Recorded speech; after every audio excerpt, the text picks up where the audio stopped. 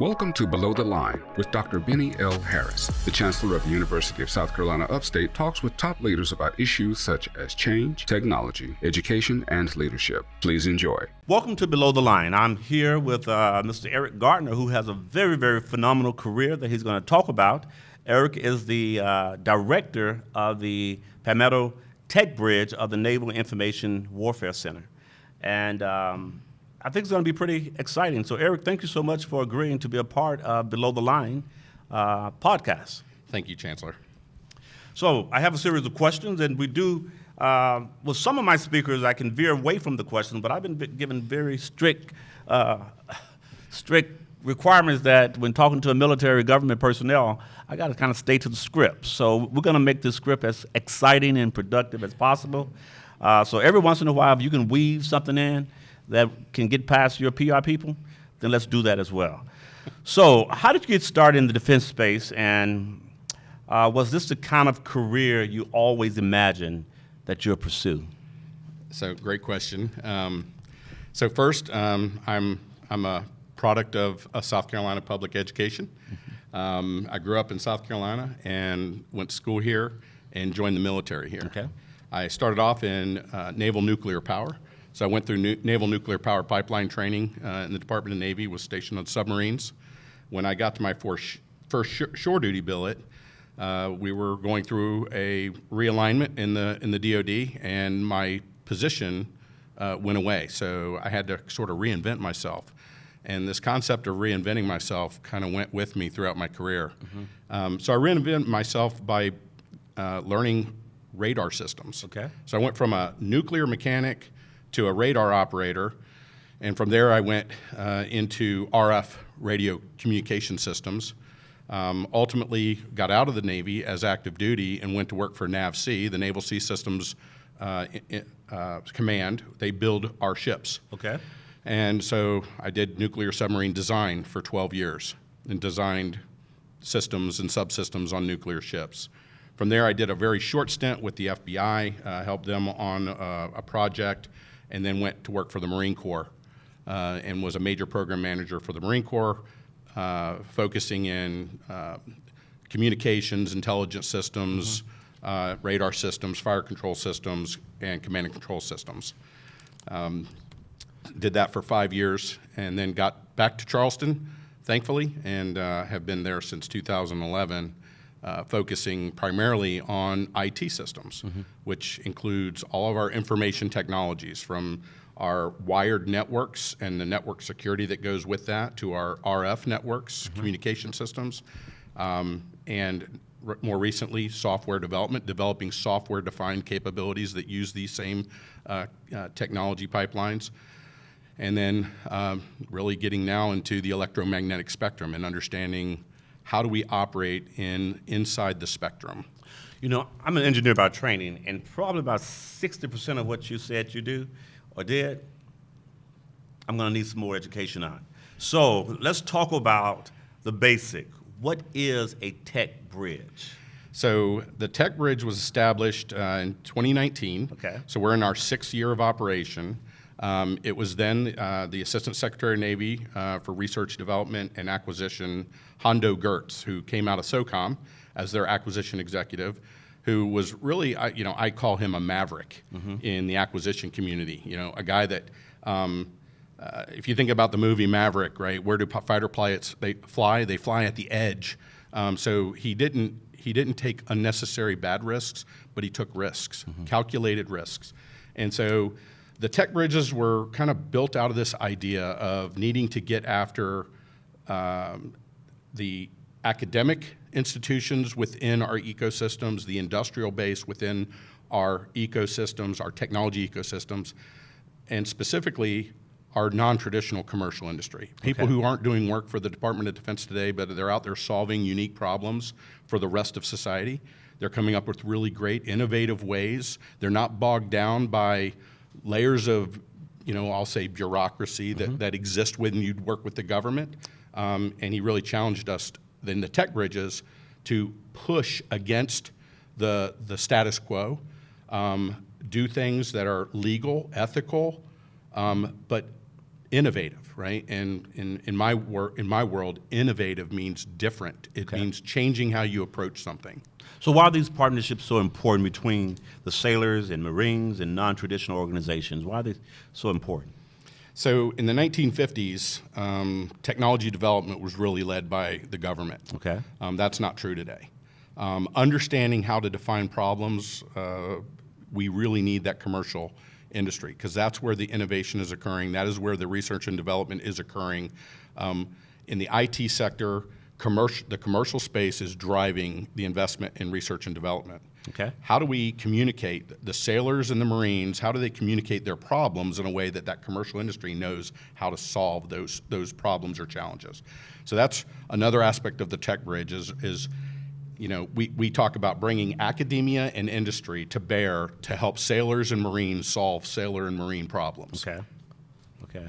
So how do these tech bridges meet the national defense needs while at the same time embracing a regional economy? You and I have had some conversation about the regionalization of particularly the upstate of South Carolina and our economy. So how do these tech bridges meet both the national defense needs at the same time meet the need to enhance the regional economy? So we have 19 tech bridges geographically located around the United States, typically tied to a warfare center or a local engineering command that focuses on a set of specific warfighting requirements. We try to leverage the inherent capacity within that region to meet those requirement needs, or map that capacity to another warfare center around the United States where that skill set would map to those requirements or needs. While at the same time, where we see ecosystems starting to form, we tend to want to get in there and help nurture and foster growth within those ecosystems. So again, you know, growing those partnerships and relationships with the academic institutions and industry by feeding requirements into them, giving exposure within those ecosystems to what are the needs of the Defense Department or other federal. That's the other nice thing about the Tech Bridge. Right. Our view is not just defense only. We work with other federal partners, so we get some insight as to what does the Department of Energy need and Homeland Security. And we can bring all those because the partner of my partner is my partner, right? And so that's the idea, is really connecting more and more and shining the light, exposing the capabilities and capacity within a region and how those map to requirements that serve our warfighter or our national security interests. So what I've noticed, particularly in the last several years, and we're looking more at how Defense Department and other types of partnerships are coming into play. I'm sure large research institutions always had those types of partnerships, but I'm looking at other types of regional comprehensive universities like the University of South Carolina Upstate, where we'll become much more viable in these types of partnerships that Tech Bridges facilitate. So what role does academic play in these particular Tech Bridges? So when you look at the technology development life cycle, we start at research, basic research, and that is a function of our academic institutions. Then applied research, taking the theory and then applying it to a use case. Okay. Again, falls well within the academic research entry point for tech development. The biggest opportunity from a Tech Bridge is how do I transition out of the research into a working model or prototype, right? So how do I get academia to start transitioning their applied research into something I can start to visualize and put into an environment where I can start looking at warfighting capability, right? So there's a gap there, or what we call a valley of death. That's the first valley of death within tech development, is getting from an academic good idea to a prototype that industry can see and say, oh, I can produce that, right? So how do I build those relationships and give exposure through a development environment so industry can come in and see what academia is doing, partner, and produce it. Then we move through sort of the R&D phase of research and design, okay, and we get to the next valley of death. How do I get from a working prototype into something I can produce at volume, right? So small business is really engaged in this sector, right? And we can get a lot of small business to take that good applied research idea and build a prototype. Now we got to build some more relationships. How do I take and scale that to a production, right? How do I scale small business to do it, or how do they partner with others to do it? But again, that's where it starts. So it gets back to your question. Everything we do really starts in the academic phase, right? Yeah. And then we got to carry that through. And so I see two particular entry spaces. You have a university like the University of South Carolina or Clemson University that are very, very research-intensive universities. Then you have a whole bunch of universities, of which USC Upstate falls into, which is a regional comprehensive, and our research is much more applied. So how do we actually apply what's being learned, what's being found, what innovations taking place?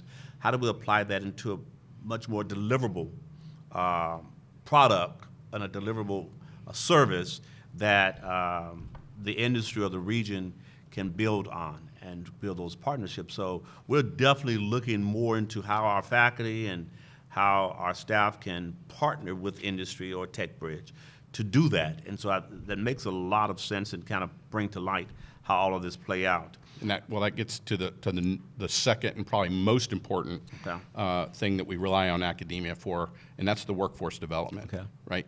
What do you produce here? You produce that future workforce, and we rely solely on you to develop that skill set and make sure that we are building the workforce for the future, not just for today. Yeah. So, and actually, I often say to our students and our faculty that we are really preparing students for jobs that don't even exist today. Absolutely. And so teaching them how to think and how to innovate and how to create. So tell me about how technology is helping to make our country safer and allowing these different bodies and agencies to work together towards greater goals. How is technology helping to make us safer?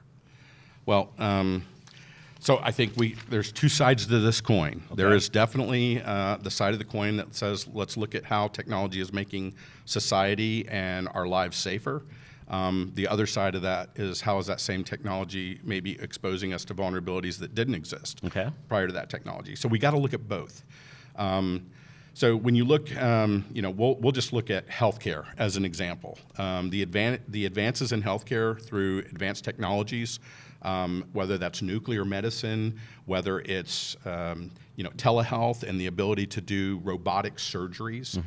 Those are all elements that have come out of other basic research that combined with other projects to create those capabilities. In terms of the building out this ever-connected digital world in which we live in, our ability to communicate is infinite, right? You and I both grew up in a time when there were probably 3 channels on the television. It was 2 of mine. Okay. And if you wanted to get the news, you had to tune in at 6 o'clock at night. And you had to get an antenna to turn it around to make sure it... Yep, and maybe you had to stand there and hold it. Well, my brother held it. He held it for us. Go ahead. But today, information is available 24/7, 365, right? And in some ways, that's good, and obviously in others. Now, information has become a commodity. Our data has become a commodity, right? It is the most pervasive asset that we have in the digital space is our data and our information. So that makes it great that we can share pictures instantaneously on Facebook. But we're also exposing ourselves to cyber criminals that would want to take advantage of us, that want to get after our retirement accounts, they want to get after our bank accounts, they want to get after just our basic identities, right? So understanding the technology and all the great things that it brings, we have an obligation and an absolute responsibility to use that technology safely and smartly. And protect ourselves at all times when using it. It's just like anything else. It comes with some risks, and you need to be educated on what those risks are so that you know how to use the technology for the full advantage it provides and minimize your exposure from the risk that come with it. And interestingly, we have to create learning to help mitigate those risks. So while we create learning to create the technology, then you have to have classes and here are things to do. I think I went to one presentation and I heard someone who's talking about cybersecurity and the amount of attacks that we have constantly on our infrastructure, that we have to develop software to fight those because a human eye cannot fight those as quickly, as frequently that has to happen. So as I brought up cybersecurity because it is obviously a very crucial industry and a growing one. So we at USC Upstate have been working on cybersecurity in our curriculum. We established the National Center, National Security and Government Institute, led by our retired Major General Glenn Davis, whom you know, who introduced this particular relationship. And we established this center to provide our students with the skills and knowledge to thrive in a rapidly evolving digital landscape. What are your thoughts on these kinds of higher education programs? So, I'll start by just pointing to the educational partnership agreement that we have with the university, and one of the elements that agreement allows us to do is to work with you in the development of your curriculum. As you already pointed out, the threat landscape is constantly changing. Right. The number of entities out there that would do harm to us over in a digital environment continues to grow. So the number of entities that want to do harm is growing.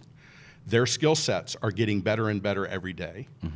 And then when you add AI to that, where now the complexity of that attack and the frequency of that attack is exponentially increasing, getting faster, more pervasive, and they're not just going after the Department of Defense. I'm not the target. Right. Yes. We all are. So banking in absolutely every industry. Yes. It is a whole of nation attack surface, right? So when you talk about your cybersecurity, high demand. There's an ever increasing demand, and I don't know if we'll ever be able to catch it, right? Okay. Just because the number of skills we need that have that background, whether it's the 4-year degree or at least a partial understanding, every job that uses technology, that uses the digital environment must have an understanding of cyber.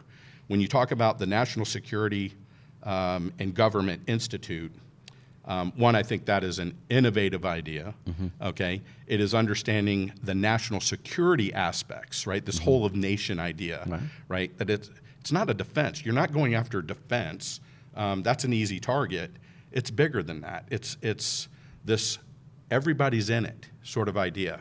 So I think that is really important that those programs exist so that the defense mechanisms of the networks for all of our industry bases. You're able to seek the advantages and the advanced technologies, cybersecurity, defense, resilience, that we have been spending a lot of effort on in the Defense Department. Through these partnerships, we can share with you and work with you, bringing in our engineers and scientists into your classrooms as guest speakers or faculty members to share what we know to the extent that we're able, right, and pass that on. Yeah, actually, we're in the George Dean Johnson College of Business Economics building right now, and we have a program in that building in business analytics, and I recall some of the projects that our students did with the industry, and some of them were around cybersecurity, helping them to solve real problems in that particular space.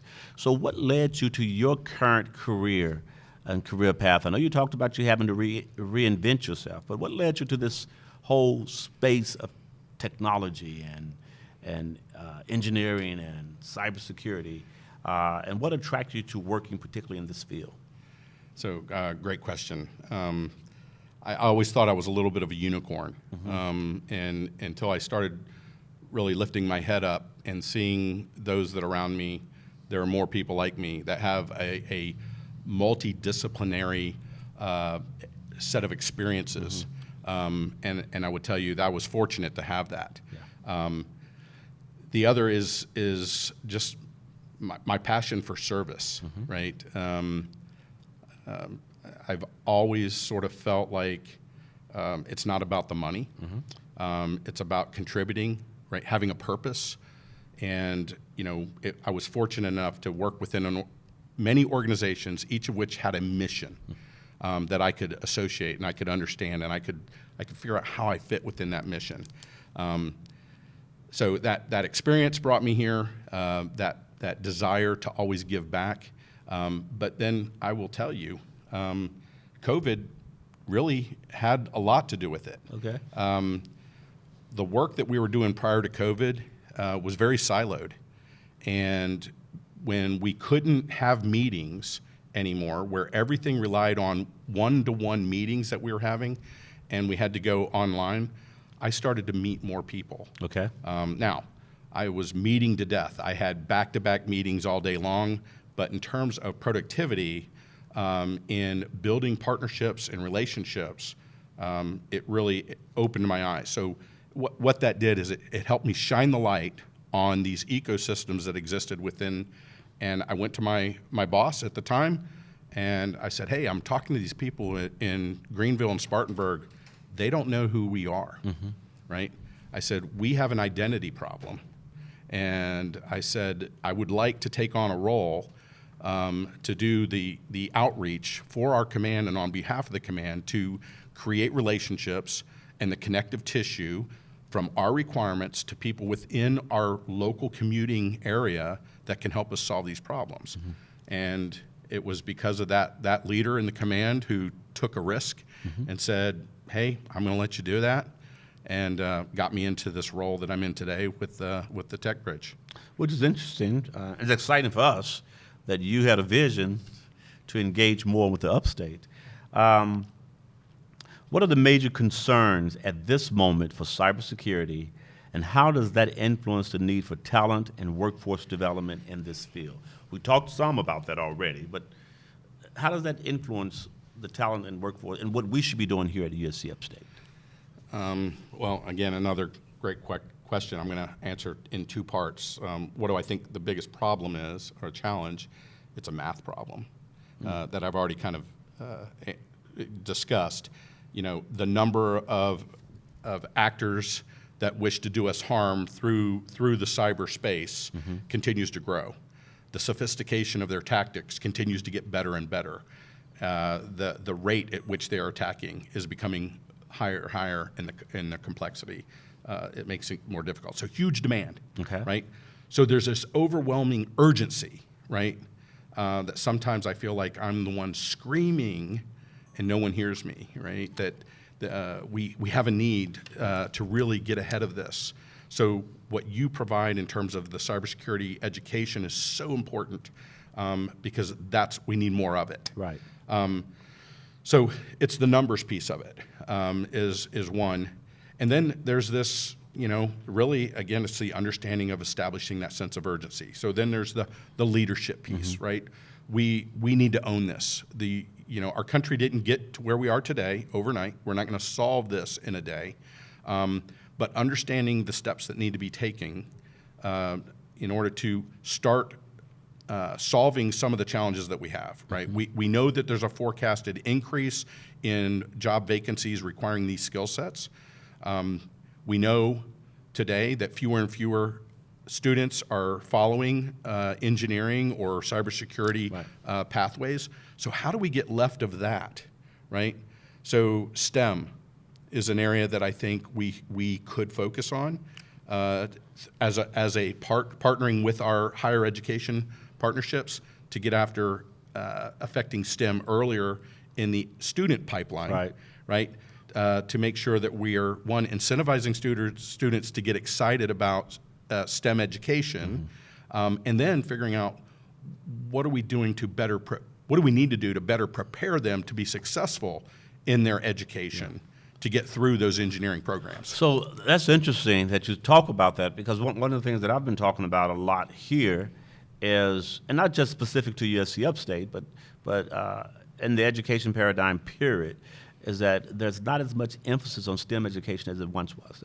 There's been more emphasis on degree completion, getting through quicker, sooner, and we're cutting a lot back. And I'm a little anxious about the impact that it's going to ultimately have on our country in terms of our competitiveness around the globe when we don't continue that emphasis on STEM education and encouraging as many of our students to get degrees in STEM. Simultaneously, what's happening, we have this whole big influx of information about AI and the technology. So cybersecurity, we're was the word that we talked about all the time, industry. Now we're talking about AI. So how do these two impact your field? How does AI impact your field? And how do we have conversations and training and development about both at the same time? So, culture. So I'm just going to throw, culture is one of the barriers that we always have to compete against when it comes to adoption of new technology. When you look within the federal government, the Department of Defense, our adoption of cloud, when cloud was the buzzword, we were slow to adopt, right? We held on to our on-prem data centers and defended some of those without really understanding we didn't have a good defense. Yeah. So it gets back to education. We know what we know, and we do what we do today because it's what we did yesterday. It's sort of that status quo culture.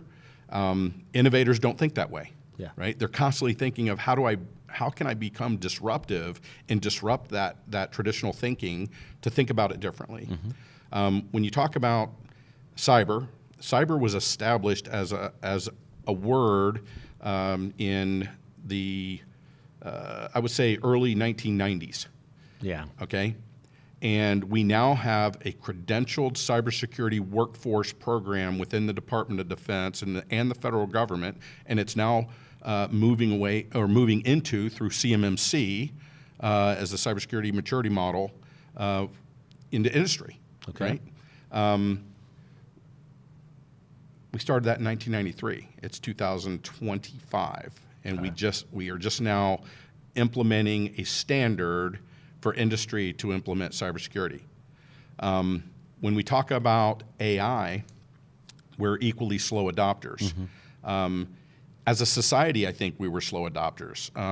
Academic institutions, and I'm going to speak at the primary level, really opposed, and they saw ChatGPT as cheating or potentially a way to cheat.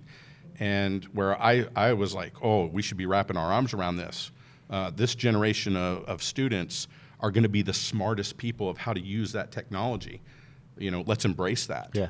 And where you see them doing really phenomenal things. My son is in the aerospace engineering program at USC and using AI to maximize his learning experience in a good way. So again, we still have that cultural barrier, but I will tell you this. Our command, NIWC Atlantic, has the highest number of data scientists or AI professionals than any of our other warfare centers, and they're right here and they're ready to partner. We are looking for opportunities, to do really interesting work, and we also then have that demand signal for that future workforce. And I'll talk in a specific area that I think has dual use, and I'll use the term dual use. I think that's an important thing that we think about. When we talk about investing in technology development, whether that be defense industry, private industry, venture capitalist, they're looking for how do we get it to market and get a return on that investment.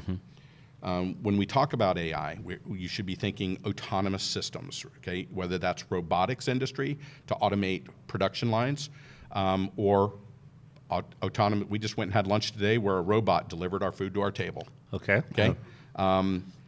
Self-driving cars, self-flying aircraft, unmanned systems, the hybrid manned, unmanned set of operations. This is the way of the future, and it is hitting us so hard and so fast. This is another area where I think the demand is going to exceed the available skill sets that we have available. And so again, when I look out 25 years from now, we've got some challenges. Our birth rates are low, right? Will we have enough people to enter into those STEM degree programs to fill the STEM career vacancies that we have? These are real challenges, and you are part of that solution. Absolutely. Definitely. That's one of the reasons we started an engineering program, industrial engineering. We'll look to start other programs.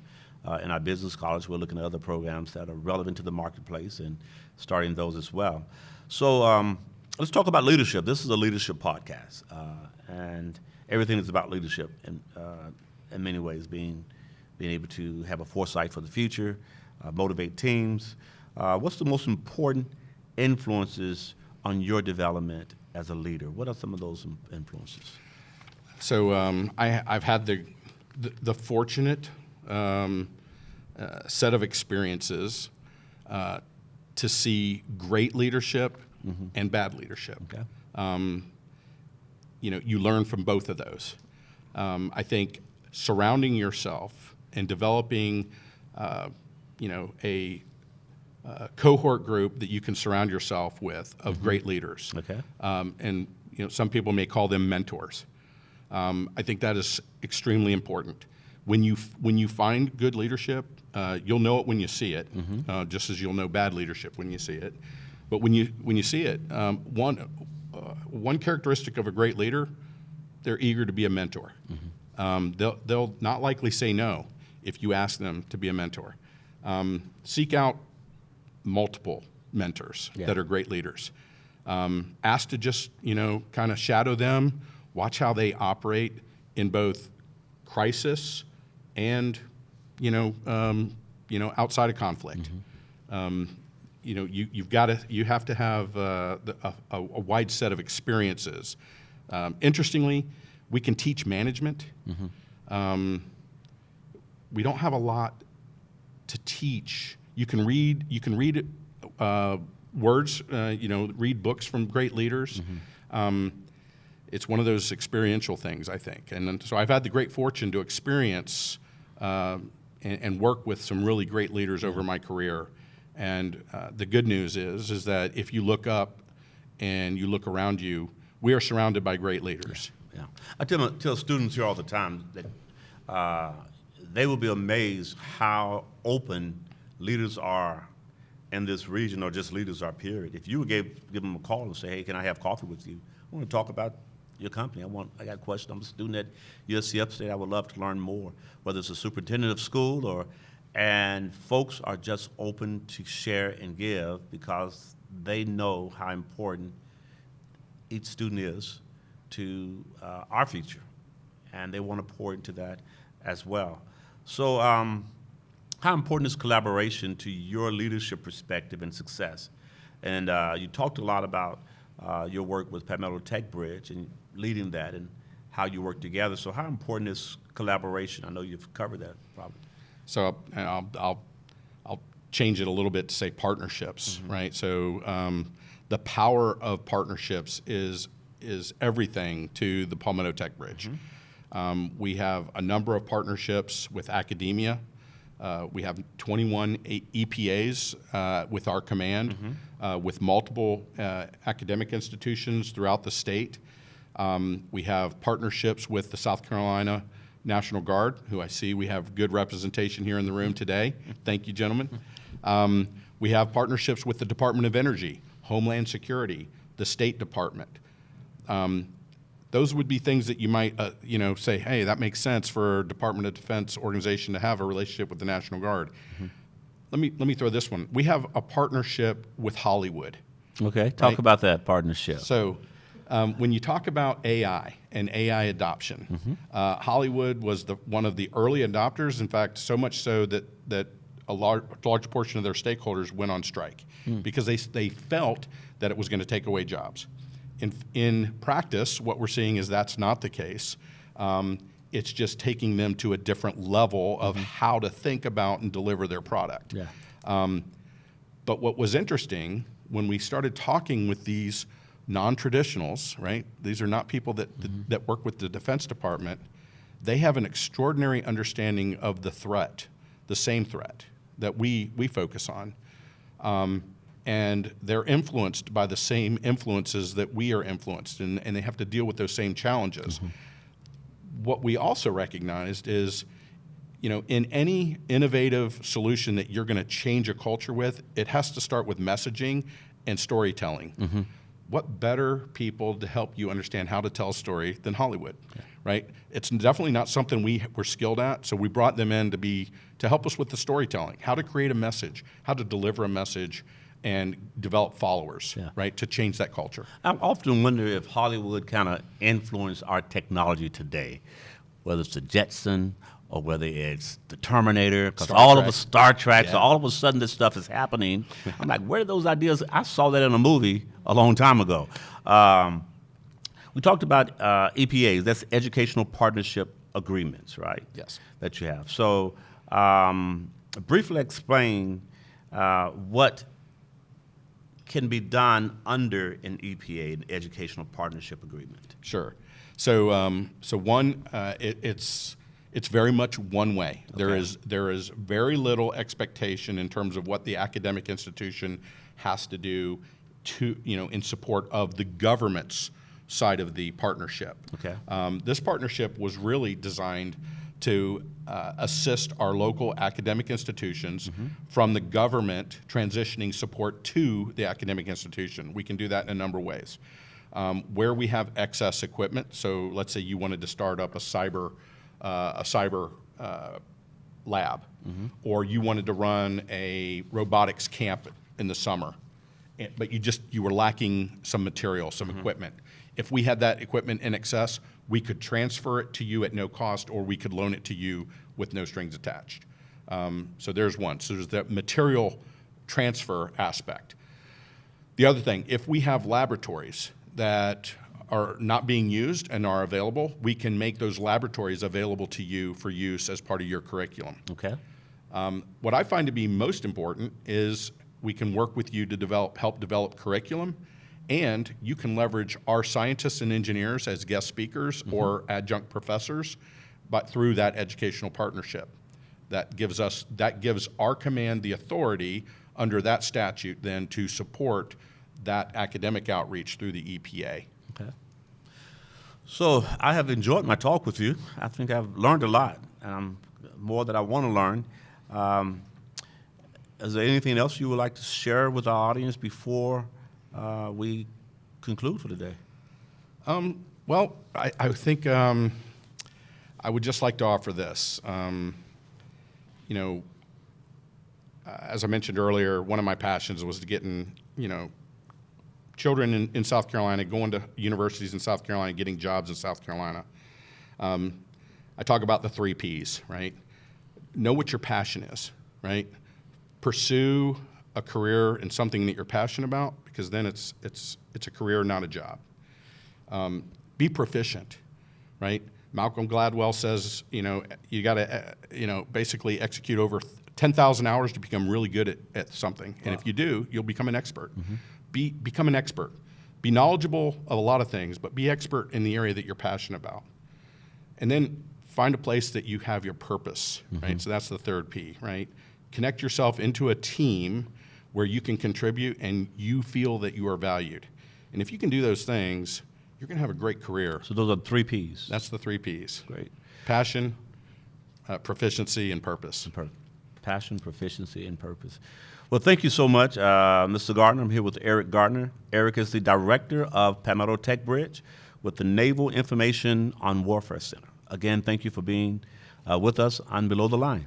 Thank you so much for having me. The Below the Line podcast is brought to you by the University of South Carolina Upstate. Look for our monthly write-up in Greenville Business Magazine, and for more information, go to uscupstate.edu.